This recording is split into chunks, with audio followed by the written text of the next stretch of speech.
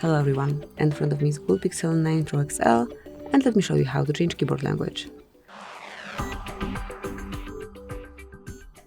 At first, open New Message or any other area where you can input some text. So once you've got keypad right in front of you, you can smoothly change the language. Mark Settings at first, then select Languages, and here mark Add Keyboard. Choose the language. You can either scroll all the way down till you find the preferred one, or in search area you can enter the language to make it quicker. And now tap on Done. Then customize languages, so let me stay with 2 languages for now. Let's go back, and as you can see now you can switch between languages by using this word icon. So just by tapping here,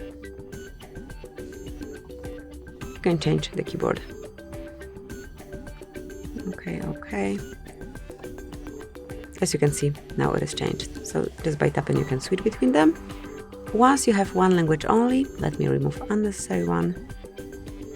This icon disappears and you've got access to selected language only. Thank you for watching. Please subscribe our channel and leave the thumbs up.